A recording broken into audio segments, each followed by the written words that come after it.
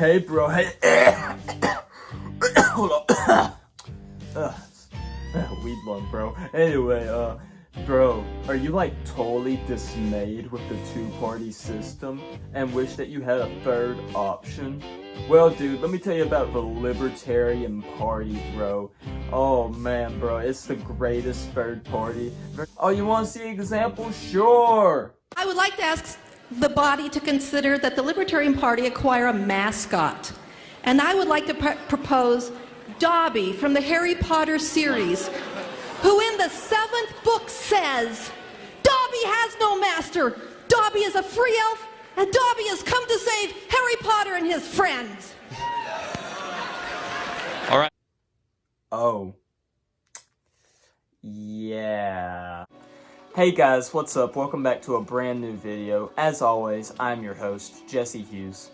Before we begin, don't forget to smash that like button and hit subscribe. And while you're hitting subscribe, don't forget to hit that notification bell so that you never miss a single thing that we post. Today, we're talking about libertarians and the Libertarian Party. Two things that I know, unfortunately, very well. Oh. Ah, the old who will build the roads. We don't need government to build roads. Who will build the roads? Roads. We don't need that. Because the truth is that in the future we'll have a jetpack. For those of you that don't know, a basic overview of libertarianism as an ideology. Theory of libertarianism kind of started with a lot of other ideologies back in the 17th century during this Enlightenment period.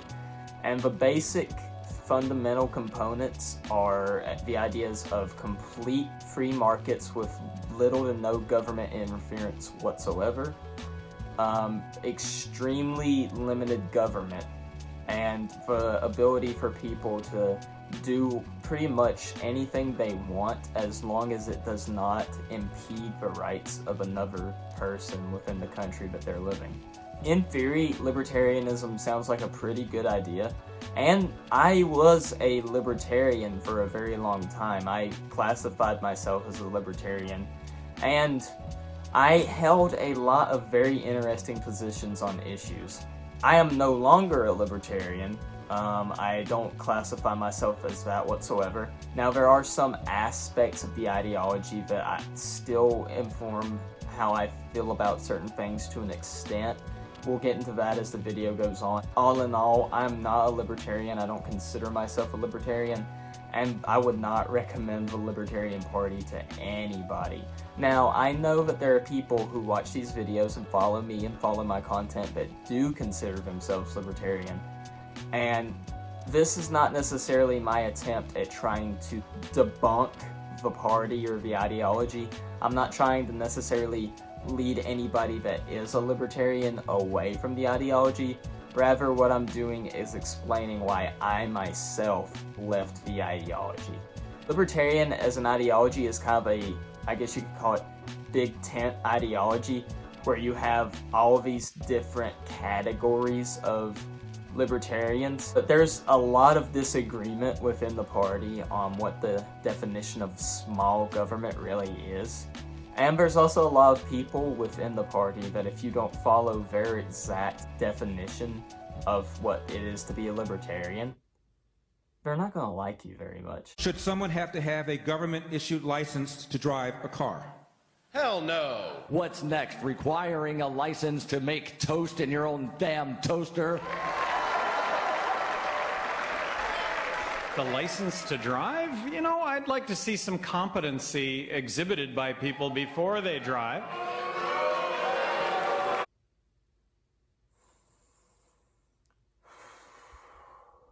So the thing that kind of led me away from libertarian ideology and this idea of libertarianism is a lot of it is baked into the belief that humans are inherently good-natured, and that because of this, if we were to create an anarchist society, or just a society where government was incredibly shrunken, volunteerism and people volunteering to help others and people being kind to one another is the thing that's going to help drive society along in the absence of a government.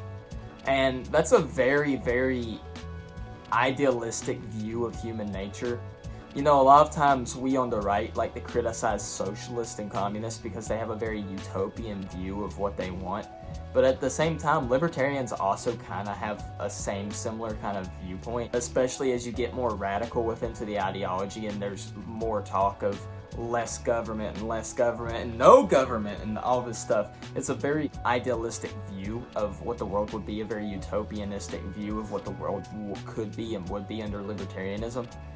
And in case you haven't noticed, sometimes libertarians will point to examples of their policies in different countries, but there's never been a country that has full-fledgedly adopted libertarian ideals. Because of that, we don't really know how it would actually work, but my inclination is that it wouldn't work as well as people think it would. Like I said, a big part of it is this idea that human nature is inherently good, and you can step outside for 5 minutes and see that that is not the case. I personally believe that human nature is inherently corrupted, inherently evil from birth, and that has a lot to do with my biblical worldview. But that aside, you can step outside for 5 minutes and just look around at everything going on and the kind of stuff that you would see, and you would be able to tell people aren't inherently good-natured. Now, there are good people that do good things, and a lot of that has to do with the fact that we're socially conditioned to be good. It's not really within our nature to be selfless, to be kind. We very much, like other animals, kind of follow this survival of the fittest model, except because we have been able to develop these grand societies and all this stuff. That has not really been something that has been as prevalent within human nature, but it's still something that you can tell it's there, especially in certain circumstances, but we've just been socially conditioned to suppress it. Once you kind of, in my opinion, come to the conclusion that people are not inherently good, libertarianism, at least the main framework of the ideology, to me falls apart. Because especially if you go with the more radical routes of like volunteerism and stuff like this, as soon as you have the absence of a state that's going to be able to enforce laws, as soon as you have the absence of a power that's going to be able to enforce things, you're going to see a lot of chaos really quickly. People are going to be doing all kinds of crazy crap that before you wouldn't have even imagined. And the thing is, a lot of times, libertarians, especially the more radical ones, do kind of take this view of, oh, child labor should be legal. Oh, you should be able to date, have as many wives as you want. The classic libertarian trope is, I believe in a world where gay married couples can protect their marijuana fields with fully automatic machine guns, baby. Oh yeah. That's libertarian ideology in a nutshell. Like I said earlier, there's parts of libertarian ideology that I do personally follow. Their stance on drugs and the drug war, to an extent, I follow. I think that the drug war has been a huge domestic failure for the United States. I think that for the most part, I'm going to be careful how I phrase this. I think that drug use shouldn't necessarily be criminalized, per se. If you use drugs and you're caught using drugs by the state, that you shouldn't be sent to jail, but you should be put into some sort of maybe rehabilitation program or something of that sense that's going to help you become a more productive member of society, help you kind of kick this habit.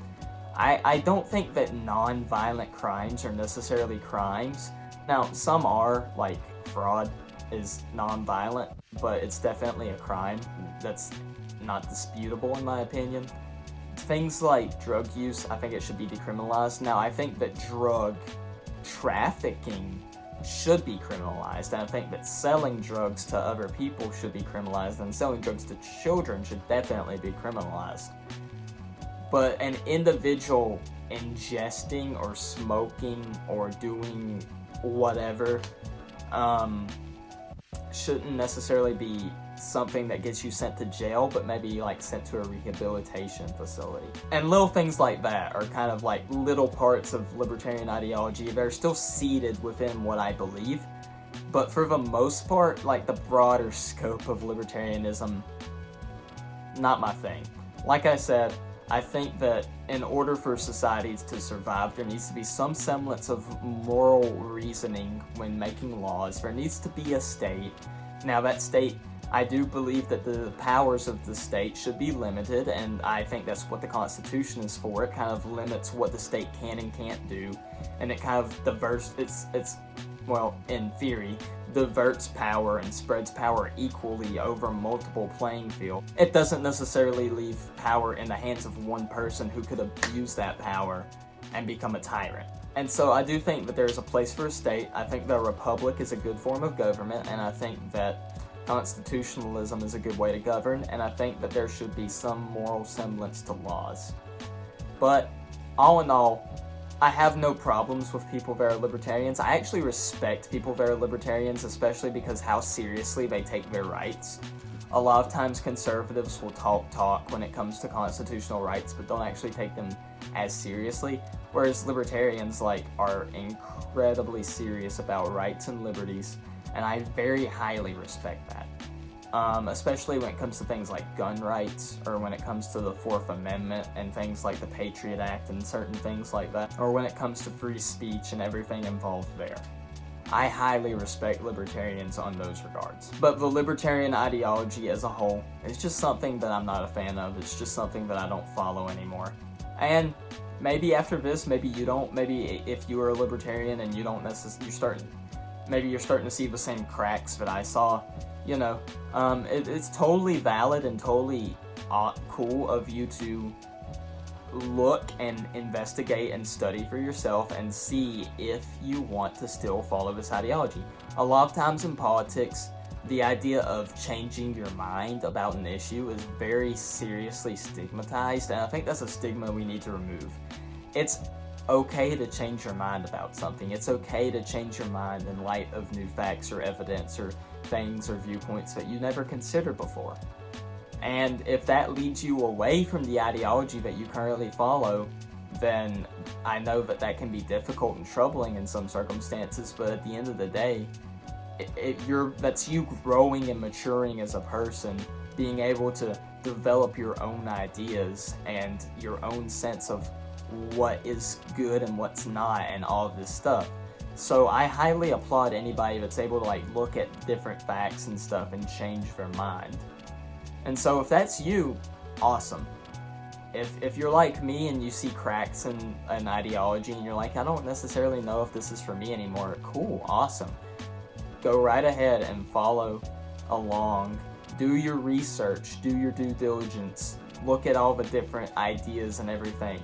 Watch debates between people of two different ideologies. Read. Reading is so cool. It's so awesome. Reading will help you inform your worldview more than anything else. Just go out there and look at all the different things and research. Well guys, I hope you've enjoyed this video. As always, don't forget to like, comment, share, subscribe, hit that notification bell so you don't miss a thing. And before we go, I'm going to leave you with one last little treat from the Libertarian Party. Gosh. No, we don't really care if you're illegal or not. Straight conservatives beware. We about to shake up this whole place. Democrats be scared. Our economic policies are straight up laissez-faire. Modern party here. Libertarian, the only third party that's not insane. We're not insane. Moderates, vote us for that. We're middle ground. We're middle ground. But we look really sexy in these shades.